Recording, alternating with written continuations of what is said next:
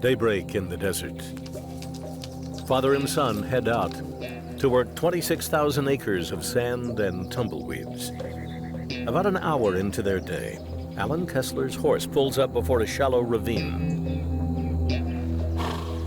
The rancher looks down and notices a dark object lying among the rocks. I just assumed it was a doll. It had been burned, it was black, and it was kind of shiny, and it was sitting up there. But my son said, "There's a baby, Daddy." She's laying on a little ledge of rock with her head kind of facing us. There were still some kind of shreds of clothes on her. 2 months after she was first found in a ravine, baby Jane Doe remains unidentified. Her body is buried at a local cemetery, and the investigation into her case goes cold.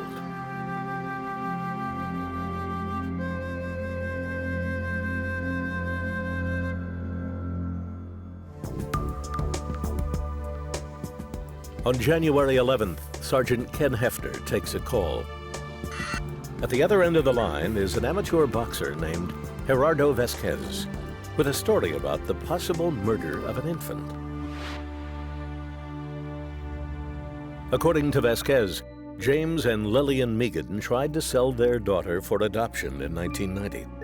When the scheme turned sour, the Megans took their daughter back and allegedly killed her.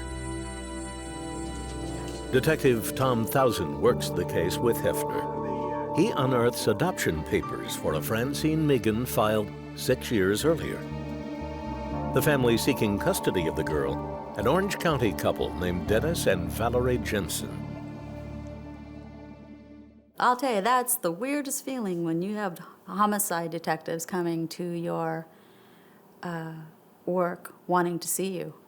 First thing that they asked me was, when was the last time that I saw Danielle? As detectives listen, Valerie Jensen takes them back 7 years to the day she got a phone call from her good friends James and Lillian Megan, a couple with an unusual proposal. It's Jimbo, or James, and he was saying, you know, Lillian's gonna have a baby. And he had asked us if it was a girl, if we would take her and raise her as our own. As unconventional as James' offer was, Valerie took delight in the possibility of adding a baby girl to her family of 5. We couldn't have any more kids at the time, and we were a family of boys. I wanted a daughter, I did. And this was just the too good to be true type situation. According to Valerie, the Jensens struck a deal with James and Lillian Megan.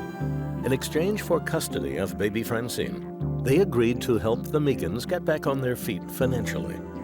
Valerie wrote a check for $1,000 and made arrangements to purchase a car and home for the Megans.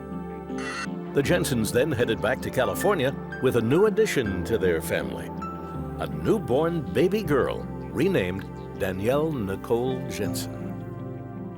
She was the little princess around the house. Just loved to be around her brothers and got so excited when she'd see her dad, and she was just something else. She was definitely a blessing.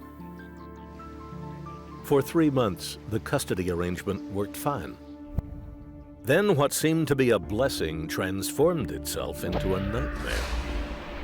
It began with calls from Lillian Megan, asking questions about the child. According to Valerie, the calls from Lillian Megan were then supplanted by calls from her husband, James. At first, Megan was polite, then insistent. His wife wanted her baby back. The only thing that could keep her quiet, money. So basically what they were saying is, we need money, and Lillian's changing her mind, but if you send us some money, I can talk Lillian out of changing her mind. The Jensens refused to pay any more money to the Megans.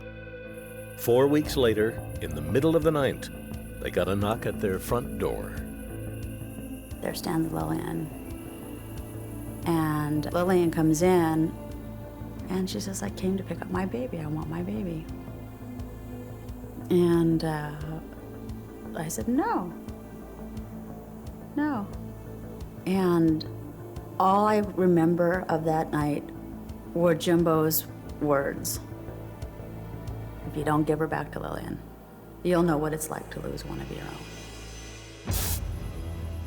Openly afraid of her former friends, Valerie Jensen handed over Danielle. It was the last time she would ever see the girl, but not the last time she would hear her.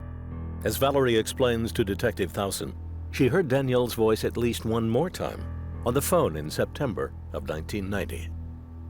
Jimbo would call and he'd put the baby on the phone, and I'd just hear her screaming and crying, you know, calling mama, mama, mama.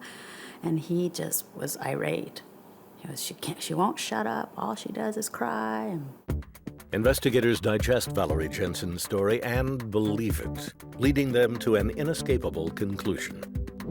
Unable to wring any more money out of the adoption scheme, and stuck with a daughter he did not want, James Megan took the short way out and killed his own child. The problem is, without a body, how do cold case detectives prove it?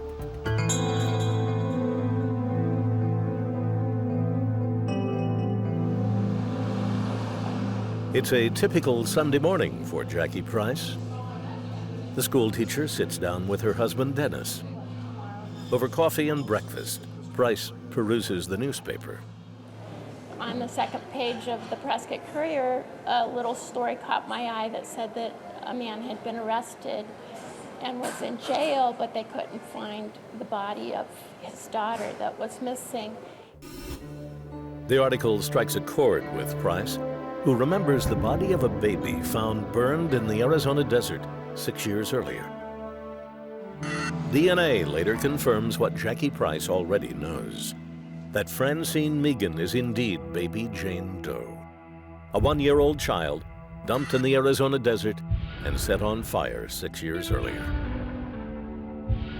Nothing in this job shocks me anymore. Surprised, yeah, we were pleasantly surprised that the information got out and we had her body. On August 20th, a jury renders its judgment on how Francine Megan died and who was responsible. Her father, James, is convicted on a single count of first-degree murder and is sentenced to life without the possibility of parole. Francine's mother, Lillian, pleads guilty to negligence and draws a term of 18 years. The Megan's former friend, Valerie Jensen, is left to wonder about the 9 months she called an infant her daughter. 9 months that unfortunately turned out to be the better part of a lifetime for Francine Megan. she wasn't given a chance. You know, she deserved to be loved and to grow up and to be with her family, and they took that from her for absolutely no reason.